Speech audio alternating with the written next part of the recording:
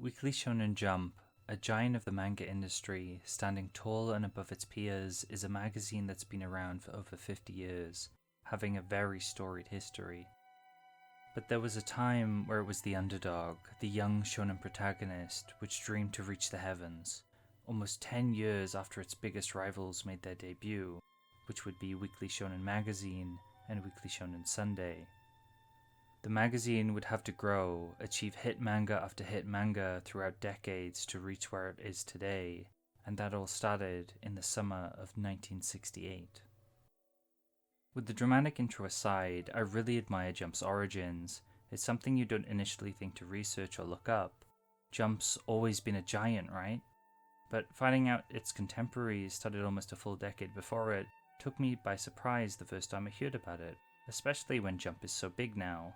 Magazines like Shonen Magazine and Shonen Sunday are known in manga circles for sure, but they're not talked about as much as Jump is.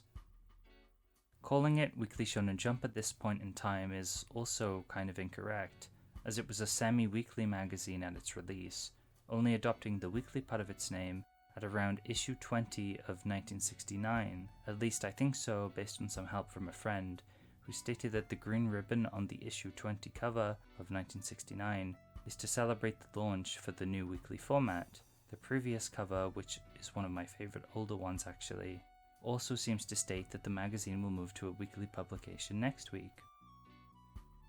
Another important thing to mention is that Jump had a sort of predecessor, a magazine called Shonen Book, which did debut at the same time as Jump's rival magazines, possibly laying some of the foundations for the Jump we know. I don't actually know much about it, and information seems a lot more scarce than information about Jump, but I thought I'd at least mention it as an important detail in Jump's early history. Before we dive into the series of the 60s, I have to preface the rest of the video and any future videos I do about Jump's early years with a few things. I do not know Japanese, and some information I say might be incorrect. I might misspell or mispronounce names, and not just because of my dyslexia. Have you done your homework yet? Oh wait, you're dyslexic. Done your yet homework, have? You, I'm answer. Hey, talking, me too. But due to the nature of how finicky translations can be.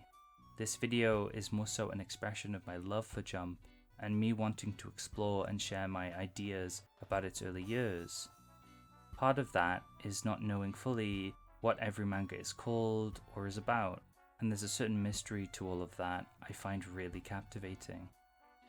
Now, without further ado, let's begin with the first issue of Shonen Jump, which is kind of a special one, not just because it's the very first, but it's one you can actually own, and if you're a big Jump fan like me, you might own. You can check a video out by friend of the channel Manga Crash, where he unboxes one of the first volumes. It's actually a reproduction version, and there's a few like this, but none of this old, mostly being ones from the 90s or 80s. Let's have a closer look at this issue's cover too. At first you might notice the racer boy and his car. I'm not sure why that's there, considering I can't find any manga about racing in this particular volume.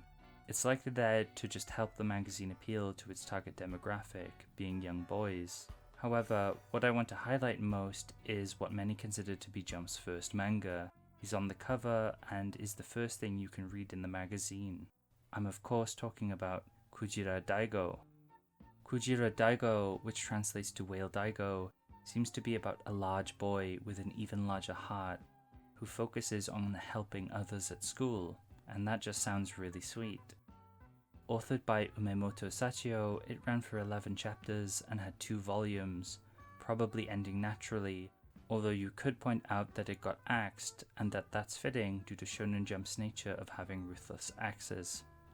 I don't think this is the case though, considering many of Jump's early series were very short, and it would take some time for the magazine to become like it is today, with batches of series coming and going every few months. In fact, most of the early magazine issues are filled with one-shots.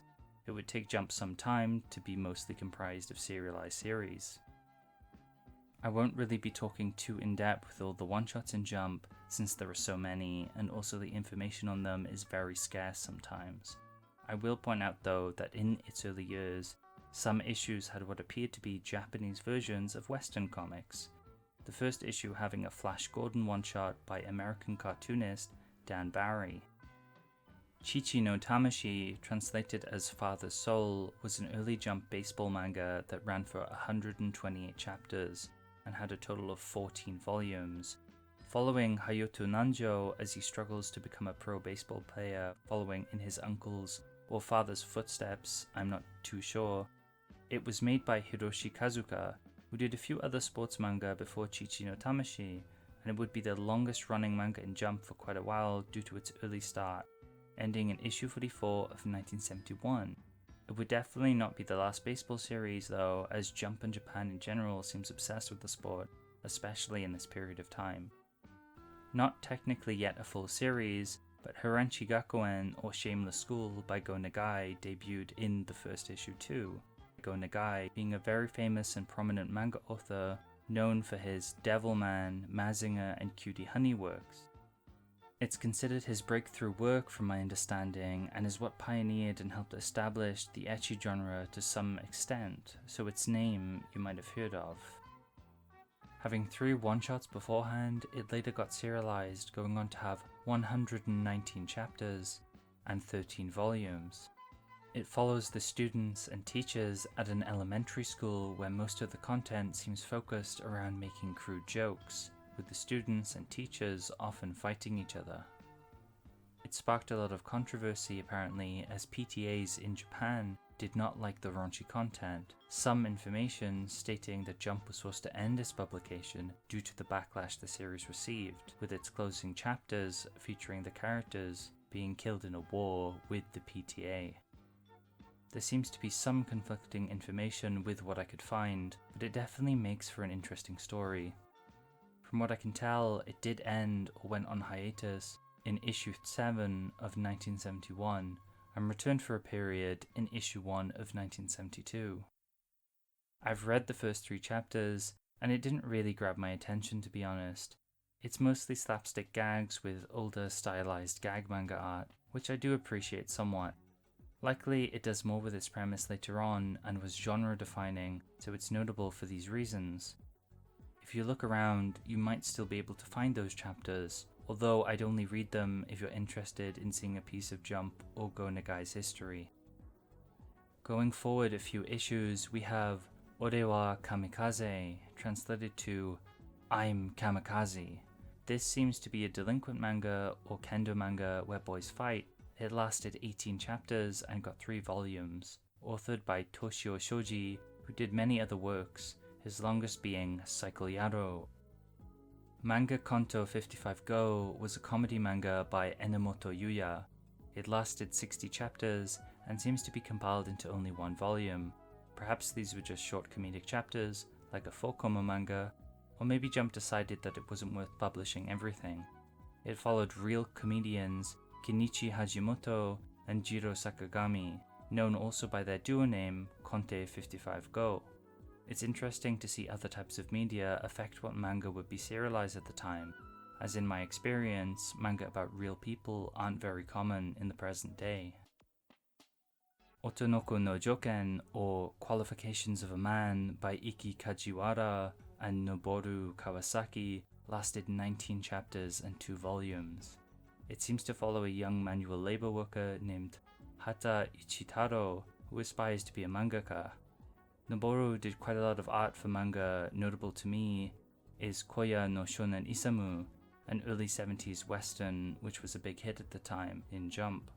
But Iki Kajiwara is more notable for writing massively influential series like Tiger Mask and Ashita no Joe. This manga is actually brought up early on in chapter 5 of Bakuman.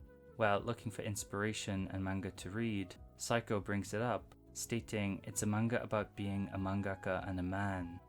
Later on, there's also a scene in chapter 16 of Bakuman where Shujin and Psycho throw their manuscript into a river, which is a direct homage to a similar scene in Otonoko no Joken.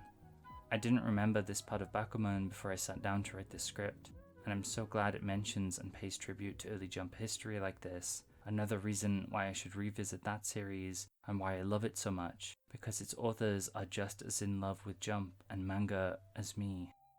Bakuhatsu Yaro, or Explosion Bastard, I'm not sure this is the correct title, but I hope it's accurate, was made by Umemoto Sachio, the same one who did Kujira Daigo. This lasted for 14 chapters, and I have no idea what it was about, to be honest. Likely some kind of mischievous boy fighting, loosely based on the translated chapter titles I could find. Kurohige Tanteicho, translated to Chief Detective Blackbeard, is a manga series by George Akiyama, who is known as a quite controversial and weird figure in the manga industry from my understanding. This work, however, doesn't seem to be very well known, following a detective chief solving cases. The black-bearded part could refer to the main character being more roguish, but I'm unsure. It lasted 14 chapters and disappeared into obscurity. Keik o Sawamura Senpu is a manga series by Tetsuo Sudo and Kenji Abe. The manga only lasted 5 chapters, with the title translating roughly to Whirlwind Kick Sawamura. At first, I imagined it to be some kind of delinquent manga, but with further research, I found another manga called Kick no Oni about the real-life boxer Tadashi Sawamura, so it's likely another manga about him. There's even a picture of who I think is Tadashi Sawamura on the cover of this manga's debut. Kosoku Esper, or Lightspeed Esper, by Leiji Matsumoto, is based on a mascot character of Toshiba and 60s tokusatsu series of the same name. It's a little hard to actually follow its history, since it seems to have begun in a separate magazine or had a separate version in that magazine. To add to this confusion, this version seems to have begun in Shonen Book, Jump's predecessor magazine, and then was transferred to Shonen Jump. From what I can tell, it's a sci-fi story following Ikaru, a young boy who uses a special suit to fight aliens. The art and characters' designs look cute, and I like sci-fi premises like this, so there's a good chance I would have enjoyed it if it was translated. The mangaka Leiji Matsumoto has also created many notable works, such as Space Pirate Captain Harlock, Galaxy Express 999, and also was the supervisor behind Daft Punk's Interstellar 5555. Kurenai Sanshiro, or Judo Boy by Tatsuo Yoshida, had a 4-chapter run in Jump, although an alternative manga with the same name existed beforehand in Shonen Sunday, written by and drawn by his brother Ippei Kuri. It follows the titular main character as someone has killed his father, a glass eye being the only clue he has to work with to get his revenge. At the same time, an anime with the same name would air. Together, the two authors with their other brother would found Tatsunoko Productions, a very prolific animation studio responsible for helping on many anime, including Neon Genesis Evangelion. Tatsuo Yoshida himself being the creator of Gatchaman and Neo-Human Kashun, which had a revival of sorts in 2008 with the anime Kashun Sins, which I wanted to mention because I like it. Twilight Zone by Kotaro Komuro was a short series that lasted for 4 chapters. The author would go on to do a few more sci-fi Shonen Jump titles in the future too. This one was annoying to research due to the very well-known American television show with the same name. Perhaps it followed a similar pattern of telling standalone stories about disturbing or unusual events. Kakumeji Guevara by author Shintaro Miyawagi lasted for just 3 issues, and seems to be a retelling of Argentinian Marxist revolutionary Che Guevara's life. I'm not going to pretend I know anything about this subject, or Che Guevara, but finding this for the first time was hilarious and weird. In smaller Shonen Jump circles, this has become a relatively well-known manga due to how absurd it is. Why this ever got serialized in Jump is a bit of a mystery to me, but this author is certainly an oddball considering the other series they've made, which I will not mention by name. Chosensha Ken by Sachio Umemoto, returning yet again for a 1-volume manga which from images and covers looks to be about a man on a boat who uses nets to fish things up. Other than that, I'm not sure what this manga is about since information is quite scarce, but I thought I'd bring it up again just to share that Sachio Umemoto made a lot of manga in these early years of Jump. Katsumada Nakuna, or Don't Cry Until You Win, was created by Toshio Shoji, lasting 5 issues in Jump, but 2 volumes, so perhaps these were very big chapters, or it was continued elsewhere. It follows Gota Daimon, a boy from the countryside of Kumamoto, going to work in Tokyo and his tumultuous office life. Moero Guzumu, translated to Burn Dimwit Roku, was created by Keiji Nakazawa of Barefoot Gen fame. Based on some pages and tidbits I could find, the manga was about a foolish and lazy boy with a horse, it being one of Keiji Nakazawa's only non-war manga, lasting for only 3 chapters until it ended. Muhomatsu no Isho, or Rickshaw Man, is a manga adaptation of the 1958 color Japanese film of the same name, which is itself a remake of an older 1944 film with the same name. The manga was created by Hoshi Asuna and lasted 3 issues, telling the story, I assume similar to the movie, of a rickshaw man who becomes a surrogate father of a child of a recently orphaned widow. Mosa by Tetsuya Chiba lasted 1 volume and had 11 chapters. It looks to be a delinquent manga or schoolboy manga, being featured with others of its kind on the magazine covers. Tetsuya Chiba being responsible for the art in Ashita no Jo, meaning its writer and artist had separate manga in Jump. Dodo Yaro by Noboru Kawasaki looks to be another delinquent or schoolboy manga, possibly with the protagonist going up against a far older and larger figure based on the cover. It lasted 17 chapters and seems to be compiled into a single volume. DeLorean Man, another George Akiyama work, started its run in Jump before restarting in Weekly Shonen magazine in the future. It had 2 volumes but 44 chapters, with the story following the titular character, a rather pathetic, disfigured man who fights for love and justice. Its final arc being infamous, resulting in it not being published until 2017, another example of this author being a little weird. Akatsuka Gag Shotai Seki lasted 13 issues and was a short special feature gag series where Fuji Akatsuka or one of his assistants would make up a short gag. This would be the origin of a later long-running Shonen Jump gag series, Dr. Toilet by Tori Kazuyoshi. Otoko Nara Shori no Uta wo, If You're a Man, Sing a Victory Song by Keiji Nakazawa, was back again with a 6-chapter, 1-volume series that seems to be a hybrid boxing music series about 2 brothers in New York, supporting each other and their passions. I haven't mentioned a few other series that were around during this period, mostly due to little to no information being available, which doesn't even lead to any fun speculation in my opinion. However, there is one series from the 60s I have yet to mention, one big fans of Jump might know and wondered why I haven't talked about it yet. It's because I wanted to save the best for last. The series I'm talking about would be the final series to be serialized in 1968, Otoko Ipiki Gaki Daisho, and if there was a single manga that inspired me most to make this video, it's this one. You've actually been seeing its main character, Mankichi Togawa, throughout this video, as he appears on the majority of covers from this period. You could say he's the face of Jump for this era.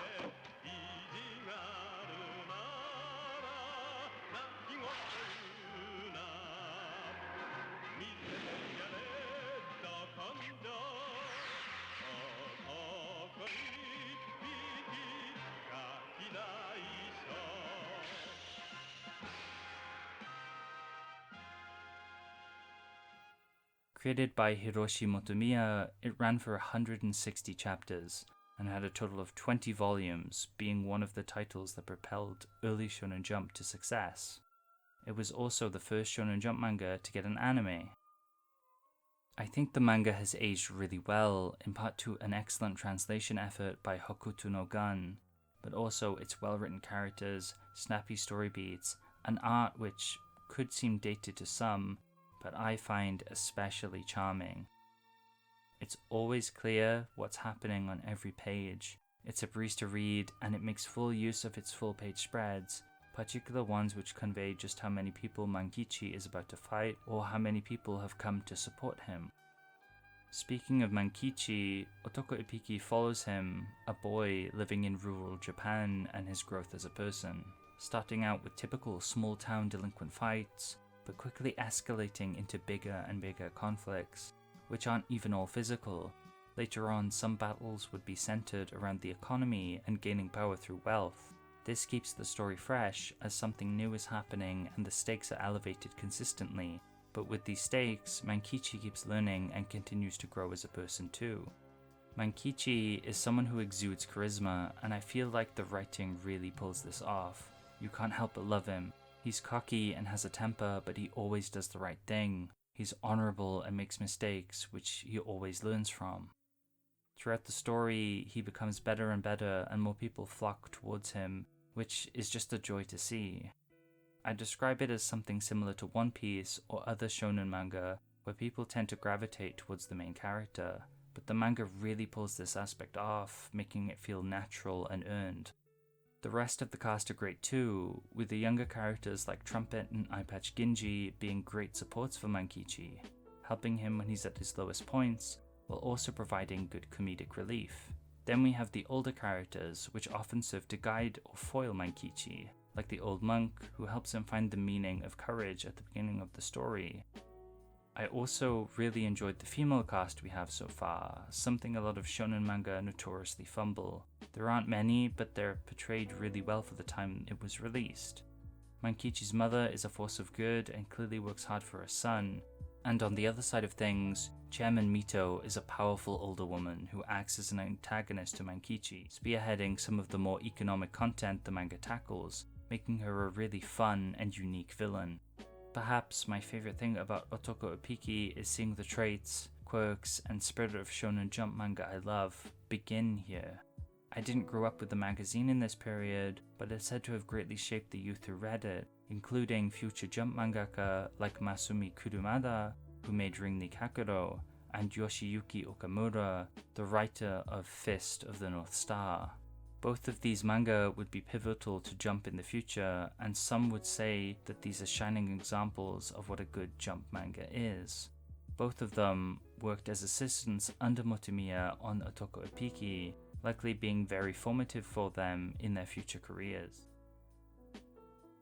From here on, the magazine would enter the 70s, with its structure shifting to something closer to modern Weekly Shonen Jump. A lot more series would release too, including some big ones like Kinnikuman, Cobra, and Ring ni Kakero, but I'll save them for another day. I hope you've learned something from this video, or your appreciation of Shonen Jump has increased. These older series are fascinating to me, even if I can't read most of them. This period of Jump's history doesn't get mentioned nearly enough, likely because very few manga are actually readable. And I'm not sure that will change, to be honest, which is a little disappointing. But I'm glad there's been efforts to at least document that these manga existed, with one gleaming exception being Otoko Ipiki, which I really think people should try. It's still being translated, currently at 52 chapters. No, 53 chapters now. As of 40 minutes of me writing this, another chapter got translated.